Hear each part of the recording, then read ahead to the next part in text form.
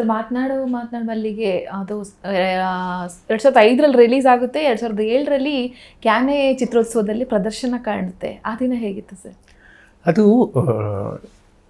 ಆ ಚಿತ್ರದಲ್ಲಿದ್ದಂಥ ಕಂಟೆಂಟ್ ಆಗಿತ್ತು. ಅದರಲ್ಲಿ ಎಷ್ಟು ಕಂಟೆಂಟ್ ಇತ್ತು ಅಂದರೆ, ಒಬ್ಬ ಫ್ರೆಂಚ್ ಕ್ರಿಟಿಕ್ ಅದನ್ನು ಅಲ್ಲಿ ಒಂದು ಲೇಖನ ಬರೆದಿದ್ದಾರೆ ಕೋಟ್ ಮಾಡಿ. ಅದರಲ್ಲಿ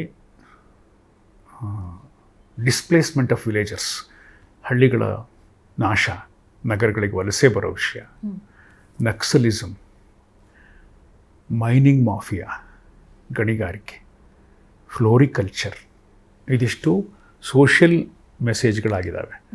ಗಣಿಗಾರಿಕೆ ಅಪಾಯ ಇದೆ, ಅದರಲ್ಲಿ ಹೂ ಬೆಳೆಗಾರರ ನಾಶ ಇದೆ, ಹಳ್ಳಿಗಳು ಎಲ್ಲ ಬಾಗಿಲು ಹಾಕ್ಕೊಂಡು ಹಳ್ಳಿ ಜನ ನಗರಗಳಿಗೆ ಬಂದು ಸೆಕ್ಯೂರಿಟಿ ಗಾರ್ಡ್ ಆಗಿದ್ರೂ ಪರವಾಗಿಲ್ಲ, ನನಗೆ 10 ಎಕರೆ ಜಮೀನು ಬೇಡ ಅಂತ ಹೇಳೋ ದಿನಗಳಲ್ಲಿದ್ದೀವಿ. ಆ ವಿಷಯ ಇದೆ.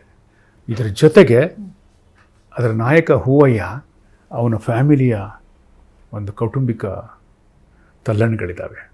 ತಾನು ಪ್ರೀತಿಯಿಂದ ಬೆಳೆಸಿದ ಮಕ್ಕಳು ಒಬ್ಬೊಬ್ಬರಾಗಿ ತನ್ನ ಆಶಯಕ್ಕೆ ವಿರುದ್ಧವಾಗಿ ಬಿಟ್ಟು ಹೋಗುವಂಥದ್ದು. ಸೊ ಒಂದು personal tragedy of Hoovayya and social tragedy of this country system, ಅದೆರಡನ್ನೂ ತುಂಬ ಚೆನ್ನಾಗಿ ಬರೆದಿದ್ದ ಅವನ ವಿಮರ್ಶೆ. ಅಂದರೆ ಅಂಥ ವಸ್ತು ಇದ್ದಿದ್ದರಿಂದ ನಾನು ಎಲ್ಲ ಸಿನಿಮಾನೂ ತೊಗೊಂಡು ಹೋಗಿರಲಿಲ್ಲ. ಆ ಸಿನಿಮಾನ ಅಲ್ಲಿ ಯಾಕೆ ತೋರಿಸ್ಬೇಕಾಗಿತ್ತು ಮಾರುಕಟ್ಟೆಯಲ್ಲಿ ಅಂತಂದರೆ, ಈ ಇಂಥ ಒಂದು ಕಂಟೆಂಟ್ ಇರೋ ಅಂಥದ್ದು ಅಂತ. ಆ ಸಬ್ಟೈಟ್ಲೆಲ್ಲ ಇದ್ದದ್ರಿಂದ ತುಂಬ ಬೇರೆ ಬೇರೆ ದೇಶದ ವಾಹಿನಿಗಳಲ್ಲಿ ಅದು ಪ್ರಸಾರ ಆಯಿತು. ವಿತ್ ಇಂಗ್ಲೀಷ್ ಸಬ್ಟೈಟ್ಲ್, ಬೇರೆ ಬೇರೆ ದೇಶದ ಸಬ್ಟೈಟ್ಲ್ ಹಾಕ್ಕೊಂಡು, ಬಿಕಾಸ್ ಐ ರೀಚ್ಡ್ ಕಾನ್ಸ್ ಅಂಥ ಸಿನಿಮಾಗಳು ಮಾಡಿದಾಗ ನಾವು ಸ್ವಲ್ಪ ಕಷ್ಟಪಟ್ಟು ಮಂಜು ನನಗೆ ಸಾಥ್ ಕೊಟ್ಟಿದ್ದರಿಂದ ಒಂದು ಇಂಟರ್ನ್ಯಾಷನಲ್ ಲೆವೆಲಿಗೆ ತೊಗೊಂಡೋಗ್ಲಿಕ್ಕೆ ಸಾಧ್ಯ ಆಯಿತು. ಒಂದು ಇಂಟರ್ನ್ಯಾಷನಲ್ ವರ್ಷನ್ ಆಫ್ ಮಾತಾಡ ಮಲ್ಲಿಗೆ ಇದೆ. ಅದೇ ಒಂದು 1 ಅವರ್ಗೆ ಎಡಿಟ್ ಮಾಡಿ ಇನ್ನೊಂದು ಇಂಟರ್ನ್ಯಾಷನಲ್ ವರ್ಷನ್ ಮಾಡಿದ್ದೆ ನಾನು. ಓಕೆ, ತುಂಬ ಸರಳ. ನಿಮಗೆ ನನಗೆ ಗೊತ್ತಿದ್ದಂಗೆ ಎಷ್ಟೋ ಪ್ರಶಸ್ತಿಗಳು ನಿಮ್ಮನ್ನು ಹುಡ್ಕೊಂಡು ಬಂದಿದ್ದೇವೆ. ಸ್ಥಳೀಯದಿಂದ ಹಿಡಿದು ರಾಷ್ಟ್ರ ಮಟ್ಟದ ಪ್ರಶಸ್ತಿಗಳನ್ನು ನಿಮ್ಮನ್ನು ಹುಡ್ಕೊಂಡು ಬಂದಿದೆ. ಅದೆಲ್ಲ ಇದ್ದರೂ ಕೂಡ ತುಂಬ ಸರಳವಾಗಿರ್ತೀರಾ. ಯಾರೇ ಬಂದರೂ ಕೂಡ ಅವ್ರನ್ನ ಅಷ್ಟೇ ಪ್ರೀತಿಯಿಂದ ಮಾತನಾಡಿಸ್ತೀರಾ. ಆ್ಯಟಿಟ್ಯೂಡ್ ಅನ್ನೋ ಪದಕ್ಕೆ ಜಾಗವೇ ಇಲ್ಲ, ಅಹಂ ಅನ್ನೋ ಪದಕ್ಕೂ ಕೂಡ ಜಾಗವೇ ಇಲ್ಲ. ನಾನು ಸಾಧಕಪ್ಪ, ನಾನು ಸಾಧನೆ ಮಾಡಿದ್ದೀನಿ ಅನ್ನೋದನ್ನು ಎಲ್ಲೂ ಕೂಡ ತೋರಿಸಲ್ಲ. ತುಂಬ ಸರಳ ವ್ಯಕ್ತಿ. ಅದನ್ನು ಮೇಂಟೈನ್ ಮಾಡೋದು ಹೇಗೆ ಸರ್? ಯಾಕಂದರೆ ಈಗ ಒಂದೇ ಸಿನಿಮಾ ರಿಲೀಸ್ ಆಯಿತು, ಸಕ್ಸಸ್ ಒಂದು ವಾರ ಜಾಸ್ತಿ ಓಡ್ತು ಅಂದರೆ ತಡ್ಕೊಳಕ್ಕಾಗಲ್ಲ. ಅಂಥ ಒಂದು ಆ್ಯಟಿಟ್ಯೂಡ್ ಇರುವಂತಹ ವ್ಯಕ್ತಿಗಳ ಕಾಣ್ತೀವಿ ನಾವು. ಇಷ್ಟೆಲ್ಲ ಸಾಧನೆ ಮಾಡಿದ್ರು ನಿಮ್ಮಂಗೆ ಸರಳವಾಗಿ ಇರೋದು ಹೆಂಗೆ ಅನ್ನೋದನ್ನು ಹೇಳಿ ಅಂತ. ನಿನಗೊಂದು ವಿಷಯ ಹೇಳ್ತೀನಿ. ನಾನು I am very mischievous. Okay, ತುಂಟತನ ತರಲೆ ಬುದ್ಧಿ ಇದೆ ನನಗೆ. ಅಹಂಕಾರ ಇಲ್ಲದೆ ಇದ್ರು ಇದಿದೆ. ಕೀಟ್ಲೆ ಅಂತ ದೊಡ್ಡವ್ರನ್ನೂ ಕೀಟ್ಲೆ ಮಾಡಿದ್ದೇನೆ. ಸಿಟ್ಟು ಮಾಡ್ಕೊಂಡಿದ್ದಾರೆ, ರೇಗಿಸೋದೆಲ್ಲ ಇದೆ. ಕುಚೋದ್ಯ ಮಾಡ್ತೀನಿ ನಾನು. ಅಥವಾ ಹಾಸ್ಯ ಪ್ರಜ್ಞೆ, ನಮ್ಮ ದತ್ತಣ್ಣ ಹೇಳೋವಾಗೆ ತುಂಬ ಈ ಹಾಸ್ಯ ಪ್ರಜ್ಞೆ ಕಣೋ ನಿಂದು, ತುಂಬ ವ್ಯಂಗ್ಯ ಮಾಡ್ತೀಯ, ತರಲೆ ಮಾಡ್ತೀಯ ಅಂತ ಹೇಳ್ತಿರ್ತಾರಣ್ಣ. ಅದು ಯಾಕೆ ಅದಿದೆ ಅಂದರೆ, ಅದು ನನ್ನನ್ನು ನಾನು ಆಡ್ಕೊಳ್ಳೋಕ್ಕೆ. ನನ್ನನ್ನು ನೀವು ವಿಡಂಬನೆ ಮಾಡೋರು ಯಾವಾಗಲೂ ಸ್ಟಾರ್ಟ್ ವಿತ್ ದೆಮ್ಸೆಲ್ಫ್. ನಾನು ನನ್ನನ್ನು ತುಂಬ ಗೇಲಿ ಮಾಡ್ಕೊತೀನಿ. ನನ್ನೊಬ್ಬನನ್ನು ಆ ಕಡೆ ಇಟ್ಬಿಟ್ಟು ಅವ್ನು ನನ್ನನ್ನು ಆಡ್ಕೊಳ್ಳೋಂಗೆ ಮಾಡ್ತೀನಿ. ನಿನ್ನ ಯೋಗ್ಯತೆ ಇಷ್ಟೇ ಕಣೋ ಅಂತ. ಆಯಿತಾ? ಇದು ನನ್ನ ಒಂದು ಪಟ್ಟು. ಈಗ ಈಗಿನವರೆಲ್ಲ ಕೆಲವರು ಅಹಂಕಾರ ಪಡ್ತಾರೆ. ಅದು ನಾನು ನೋಡ್ತೀನಿ. ನಾನು ಟೆಲಿವಿಷನಲ್ಲಿ ಫಿಲ್ಮ್ ರಿಲೀಸ್ ಆದಾಗ ಕೂತಿರ್ತಾರೆ, ನಿಮ್ಮ ಮಾಧ್ಯಮಗಳಲ್ಲಿ ಅವ್ರು ಕೂತ್ಕೊಳ್ಳೋ ರೀತಿ, ಅವ್ರ ಕಾಲು ಕುಣಿಸೋ ರೀತಿ, ಶೂಸ್ ಹಾಕ್ಕೊಂಡ ಕಾಲು ಮಾಡೋ ರೀತಿನೇ ಜನಕ್ಕೆ ಅವ್ರ ಬಗ್ಗೆ ಕೋಪ ಬರೋಂಗಿರುತ್ತೆ, ಅಸಹ್ಯ ಬರೋಂಗಿರುತ್ತೆ. ಹಂಗೆ ಮಾಡಬಾರ್ದು. ಕೆಟ್ಟವರ ಹುಡುಗರು, ಅವ್ರು ಕೆಟ್ಟವರಲ್ಲ. ಗೊತ್ತಿಲ್ಲ ಅವ್ರಿಗೆ, ಭಾಳ ಜನಕ್ಕೆ ಗೊತ್ತಿಲ್ಲ. ಗೊತ್ತಿರೋ ಮಾದರಿಗಳನ್ನು ಗಮನಿಸಲ್ಲ, ಗೊತ್ತಿರೋ ಪುಸ್ತಕ ಓದಲ್ಲ, ಮನೇಲಿ ಅಪ್ಪ ಅಮ್ಮ ಹೇಳ್ಕೊಡಲ್ಲ, ಹೇಳ್ಕೊಟ್ರು ಕೇಳಲ್ಲ. ಈಗಿನ ಸ್ಕೂಲ್ಗಳಲ್ಲಿ ಮಾರಲ್ ಎಜುಕೇಷನ್, ಕಲ್ಚರಲ್ ಎಜುಕೇಷನ್ ಇಲ್ಲವೇ ಇಲ್ಲ. ಸ್ಟೂಡೆಂಟ್ಸು ಬಂದಾಗ ನಾನು ಫೀಸ್ ಕೊಟ್ಟಿದ್ದೀನಿ ಅದೇನು ಹೇಳಯ್ಯ ಅನ್ನೋ ಥರ ಇರ್ತಾನೆ.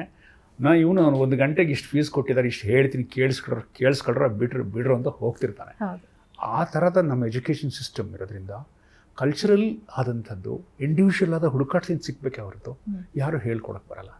ನಾವೆಲ್ಲ ಕಡು ಕಷ್ಟ, ಬಡತನ ಅದನ್ನು ಬೆಳೆದಿದ್ದರಿಂದ ನಮ್ಗೆ ಅವಮಾನ ಗೊತ್ತು. ನನಗೆ ಅವಮಾನ ಚೆನ್ನಾಗಿ ಗೊತ್ತು.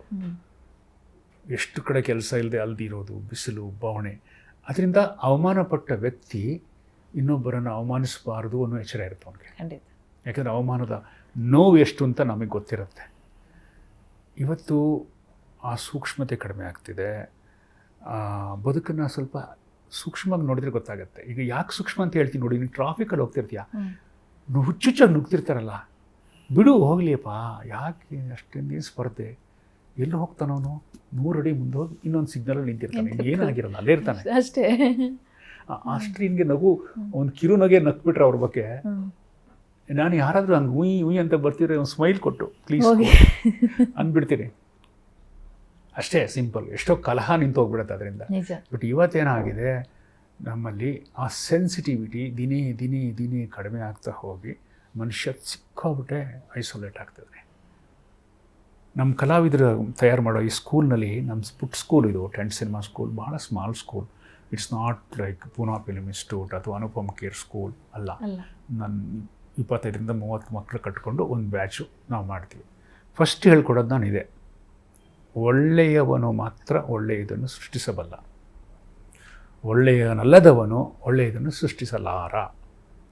So try to be good. Good ಅನ್ನೋದು ಇನ್ನೊಬ್ಬರ ಬಗ್ಗೆ ಅಂತಃಕರಣ, ಇನ್ನೊಬ್ಬರಿಗೆ ನೋವಾಗ್ದಂಗೆ ನಡ್ಕೊಳ್ಳೋದು, ಇನ್ನೊಬ್ಬರದನ್ನು ಕಬಳಿಸ್ದೇ ಇರೋದು, ಇನ್ನೊಬ್ಬರಿಗೆ ಇರಿಟೇಟ್ ಆಗ್ದಂಗೆ ಇರೋದು, ಇನ್ನೊಬ್ಬರಿಗೆ ಎಷ್ಟು ಸಾಧ್ಯವೋ ಅಷ್ಟು ತೊಂದರೆ ಕೊಡದೆ ಬದುಕೋದು. ಗೊತ್ತಿರುತ್ತೆ, ಇಲ್ಲಿ ವೆಹಿಕಲ್ ನಿಲ್ಲಿಸಿದ್ರೆ ಅವ್ರಿಗೆ ತೊಂದರೆ ಆಗುತ್ತೆ ಓಡಾಡೋರಿಗೆ ಅಂತ, ರಸ್ತೆ ಮಧ್ಯೆ ನಿಲ್ಲಿಸ್ಕೊಂಡು ಮಾತಾಡ್ತಿರ್ತಾನೆ. ಬಿಕಾಸ್ ಇನ್ಸೆನ್ಸಿಟಿವಿಟಿ. ಇವೆಲ್ಲ ಒಂದು ವ್ಯಾಲ್ಯೂಸು, ಸಮಯ ಪ್ರಜ್ಞೆ ಆಗಲಿ, ಸೂಕ್ಷ್ಮತೆಯಿಂದ ಬದುಕೋದಾಗಲಿ ಎಲ್ಲಿಂದ ಬರುತ್ತೆ? ಟು ಸಮ್ ಎಕ್ಸ್ಟೆಂಟ್ ಬುಕ್ಸಿಂದ ಬರುತ್ತೆ, ಓದಲ್ಲ. ಟು ಸಮ್ ಎಕ್ಸ್ಟೆಂಟ್ ಟೀಚರಿಂದ ಬರುತ್ತೆ. ಅಂಥ ಟೀಚರ್ಸ್ಗಳಿಲ್ಲ. ಯೂನಿವರ್ಸಿಟಿಗಳು ಗಬ್ಬು ಹಾಳಾಗಿ ಹೋಗಿದ್ದಾವೆ. PhDಗಳು ಮಾರಾಟಕ್ಕಿದ್ದಾವೆ, ಡಾಕ್ಟ್ರೇಟ್ಗಳು ಮಾರಾಟಕ್ಕಿದ್ದಾವೆ. ದುಡ್ಡು ಕೊಟ್ಟು ಪ್ರಶಸ್ತಿ ಪಡೆಯುವವರ ಸಂಖ್ಯೆ ಹೆಂಗಾಗಿದೆ ಅಂದರೆ, ನಿಮಗೆ ಪ್ರಶಸ್ತಿ ಬಂದಿಲ್ಲ ಅಂದರೆ ಅದು ದೊಡ್ಡ ಪ್ರಶಸ್ತಿ. ಇವತ್ತೇನೋ ಪ್ರಶಸ್ತಿ ಬಂದಿಲ್ಲ ಅಂದರೆ ನಾನು ಅವ್ರನ್ನ ಗೌರವಿಸ್ತೀನಿ. ಅಬ್ಬಾ, ನಿಮಗೇನು ಪ್ರಶಸ್ತಿ ಬಂದಿಲ್ವಾ, ವೆರಿ ಗುಡ್, ನೀವು ಒಳ್ಳೆಯವರಪ್ಪ ಅಂತ. ಆ ಸ್ಥಿತಿಗೆ ಪ್ರಶಸ್ತಿ ಕೊಡುವವರು ಪಡೆಯುವವರು ಇವತ್ತು ಒಂದು ಅಸಹ್ಯಕರವಾದಂಥ ವಹಿವಾಟಲ್ಲಿ ತೊಡಗಿದ್ದಾರೆ. ಅಂಥ ಹೊತ್ತಲ್ಲಿ the younger generation should be very careful about moralities, discipline, time sense ಇರಬೇಕು. ಅದನ್ನು ನಾನು ನನಗೆ ಗೊತ್ತಿರೋದು ನನ್ನ ತರಗತಿ ಮಕ್ಕಳಿಗೆ ಹೇಳ್ತಿರ್ತೀನಿ, ಸ್ಟೂಡೆಂಟ್ಸ್ಗಳಿಗೆ. That's what I strongly believe.